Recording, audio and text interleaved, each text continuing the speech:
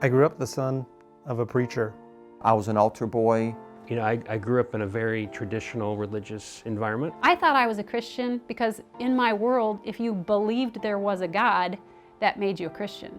About 30 years ago now, a bunch of folks, there are a number of people in here that were pastors and went to seminary and the whole bit. If you're serious about God, then go be a missionary somewhere. Others were passionate about Jesus, door knockers and whatever it took. We wanted to do something other than just sit in a pew and listen to sermons. Others were right out of drugs and alcohol and were converted in that generation. I said, God, if you get me out of here, I'm gonna serve you. I'm gonna be yours. So all these guys that went to seminary and were clergymen or whatever, all the other passionate followers of Jesus began to scratch their heads and say, this whole building's supposed to be about you and no one's talking about you. Something is not right here.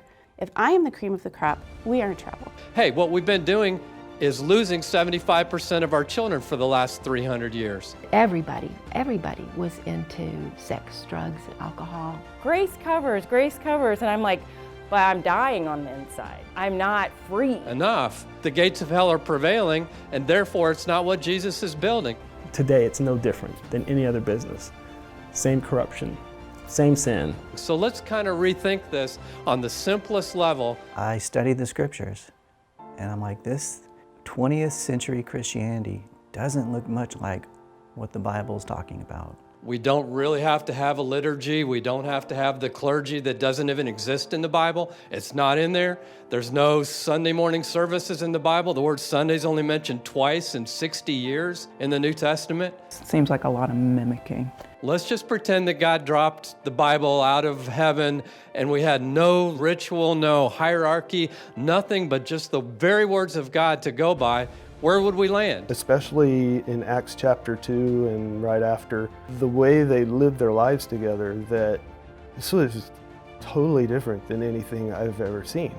Admonish one another daily so that none are hardened and deceived by sin. Simple verse. We're going to obey it or not obey it. If you love me, you'll keep my commandments. It's far more important than most people realize that this goes beyond your own personal relationship with God. What God actually said in the Bible as far as what church was supposed to be, that it was supposed to be a family, even more importantly, that it was supposed to matter. And it was about the manifold wisdom of God being made known to principalities and powers in this dark age through the church. It's the glory of God being manifest through people who are willing to be broken, who are willing to help each other walk through the tough things of life. Regardless of their own life, they want to see me prosper in my relationship with Jesus. From the least to the greatest, that they would all know him. And God drawing and there being something attractive about truth. Because inviting someone to come hear a sermon on Sunday is A, not a biblical idea, and B, it doesn't work. We've proven that for hundreds of years now. Let's just love Jesus. Let's just love each other. And when we see something that contradicts what God said, let's just help each other walk through that. Not a finger wagging, but an embrace and a love and a help, because we all need that help. And let's just live that way in a simple blue jean t-shirt kind of Christianity, which is what Jesus did with the 12. Each generation in Jesus really should be more than the one that came before. Growing from one degree of glory to another and becoming closer and closer to Jesus. We can have children that do not have to live the sin-wrecked lives that we have lived.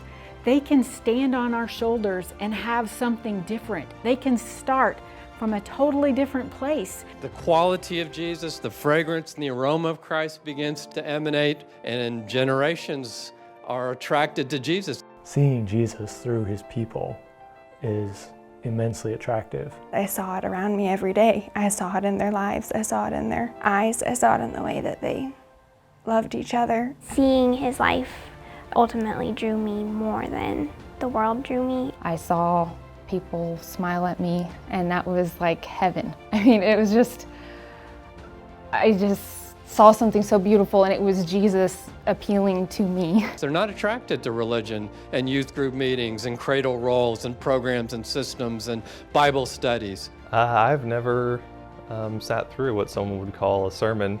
I've never set foot in a religious building in my life.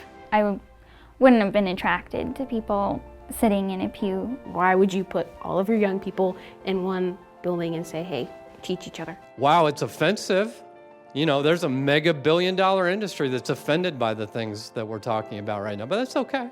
My best friends were in their 50s and 60s. I've been able to go to them and, you know, what about this? And they're like, don't make the same mistake I did. I don't see divorce in the church that I'm part of. 0%. Had any trouble with alcohol? Never, ever, ever, ever, ever have I heard foul language, improper references to the opposite gender. There was no kissing or intimate anything. I didn't go to public school, I wasn't homeschooled, but I was educated by the body of Christ.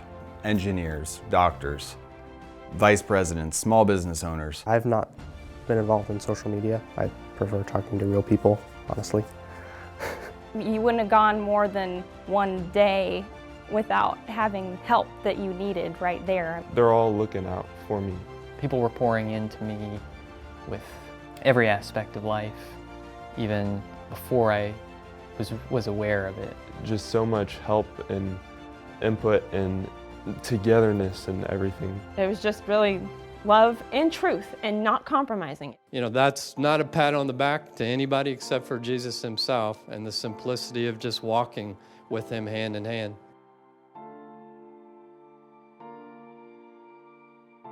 I learned so much from my adult children who have given their lives to Jesus. I'm changed by them, and it's growing. They're running ahead. I do want to see Jesus come back. I really do. And I would love it to be in my generation, and if there is a way that our children can help participate in that and usher back in the King, I am so grateful for the investment that men and women have had in my children's lives. You do realize that the epitome of our whole existence on earth is us changing into the image of Jesus, change being the key word. I mean, this guy can change anything. My personality, my habits, some of my quirks, like if it's what we see to be more like him, like you better believe he can change it. The simplicity of loving each other and seeing your children grow up to be the amazing folks that you guys are, and the children's children, and then watching the aroma of Christ get through the graduate schools and through the workplaces, and seeing the life of Jesus, not of just words about him, sermons about him, but the life of Jesus that the gates of hell cannot prevail against. Watching that happen is just, it's breathtaking. Declare to the heavens, we'll finish strong this fight, saving souls from the darkness. We make ready your bride. We are the army on the shoulders of giants. We are the next generation with fire in our eyes. We are the doers with the dreamers who dare before us. Fruit of the labor, we spend our lives on you, Jesus. We spend our lives on you.